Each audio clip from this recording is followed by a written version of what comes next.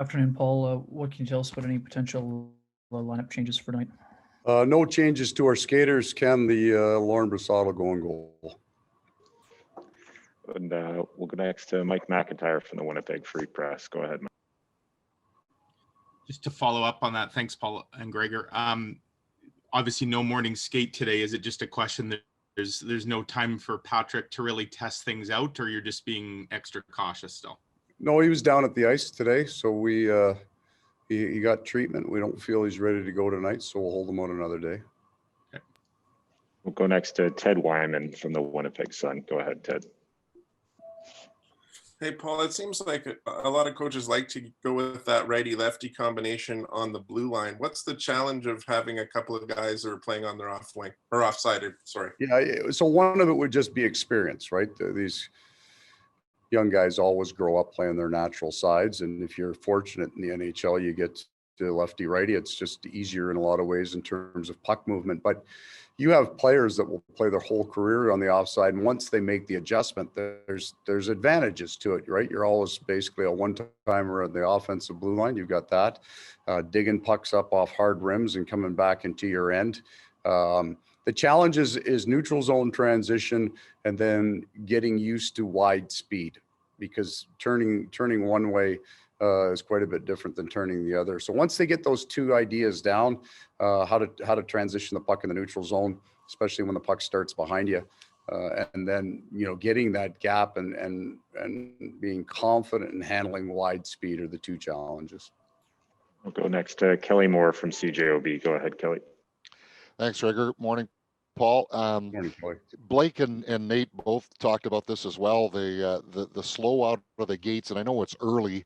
It's only 121 minutes and 18 seconds into the season, but how draining is it, Paul, when you have to chase the game as much as you have in the early going here?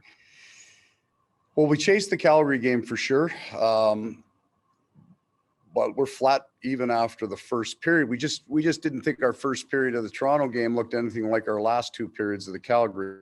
So our prep, and we talked about that today, getting ready. We're not looking for world domination in the first period as a sign that we're on our game, but how we move the puck and how we move our feet. Those were the things that changed to the positive against Calgary, and I think it got worse against Toronto. Kind of self-inflicted in that point, but just address we want to be able to transition the puck. We've got these forwards that want to hump and they want to go and get the offense going, but we need to give our defense an opportunity to have that happen. We didn't last night. We didn't give the D a chance to get the puck moving to any speed at all. So simplifying early on, I'm not that for me is not a particular concern. As more of a style thing. I think I understood the first game. I didn't mind our first last night. Second periods were the areas where the game really changed. We'll go next to Scott Billick. Go ahead, Scott. Morning, Paul. Thanks for doing this. I guess I'm wondering, and you said no lineup changes tonight, and it's obviously just game 3. Are you just looking for consistency then, or just based on last night, why wouldn't you maybe try and make maybe an adjustment with perhaps even somebody on the back end that you could bring in? Oh, I don't think I like the group that we've got right now. I don't think that changing grip in the club is a good way to fix your golf game. We're 1-1. Logan Stanley was the right guy to go in. Billy hasn't had a practice yet in about 10, 11 days. He's not right there. Sandberg comes in. I'd like him to go out with a righty that's got a little bit of experience to help him along. We'll look at adjustments with our forwards group soon, but we've already got one in, right? So Hark's in the lineup tonight. So I'm not, I didn't think we were good as a team last night. I didn't think that we played great, and one or two guys were the difference in the game. We'll go back to Mike McIntyre from the Free Press. Go ahead, Mike. Just to follow up on that, Paul, do you foresee going back to the line combos that you had to start the game last night, or the ones that you made the adjustments to within the game? And it's sort of as the second part of that question, You had one-offs your first two games, obviously Calgary and Toronto. This is going to be the start of your first block where you see the same team multiple times.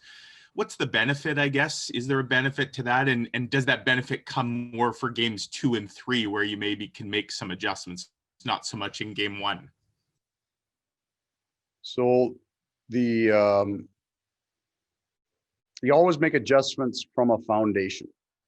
And I think all teams at this point of the season so early aren't making an awful lot of adjustments off their foundation. They're just trying to get their foundation set. So before we make wrinkles to our forecheck or to our neutral zone, or whether we're stretching or we're not, we need to make sure we've got the foundation set.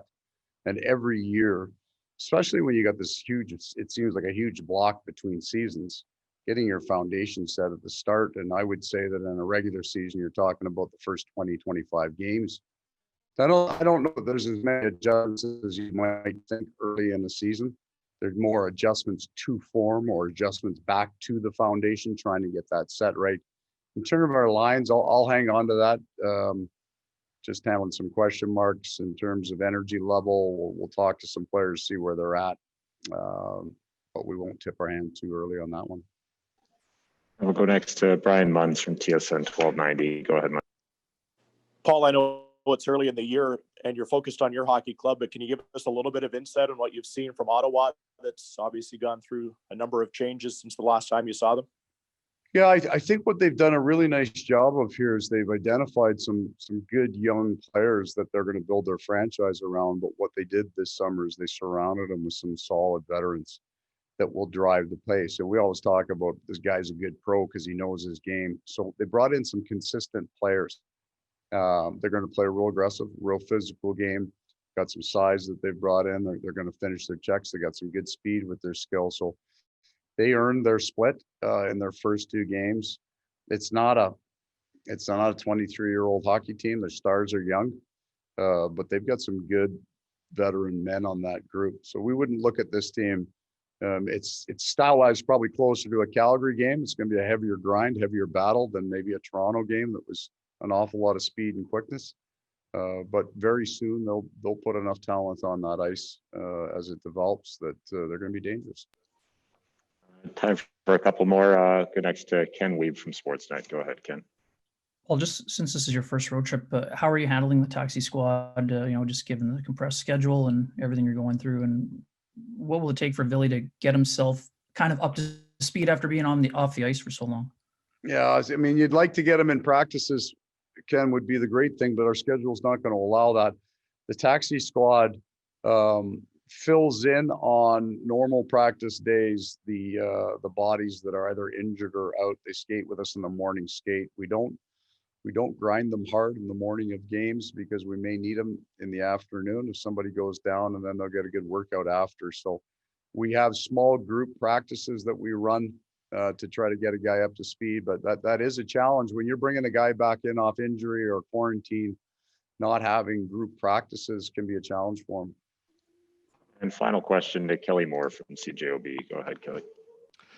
Hey, Paul, this morning, I know Ottawa head coach DJ Smith and even a couple of the players brought up getting swept by the Jets last season, how they're looking at this 3-game series. And I think DJ said if we're not all hating each other by the end of going into the third game, we're not doing it right. So are you maybe walking into a little bit of a bear pit here tonight? Style of game, Kelly, like that's going to be the game that they play all year, right? They're confrontational in the corners. They've got some size. As I said, they added some veteran guys with a little bit of bite. It's a really kind of good environment, I think, for them to develop those young players in. Like their competition level is really high. So you're going to see that. And we're coming in on back-to-back. You know what their board says. They're going to jump on us early. They're going to get to our back end, and they're going to try to win all those wall battles that, having watched our game last night, they would think we are vulnerable in that department. So we know what they're going to do in the style of game. We just need to be ready for it.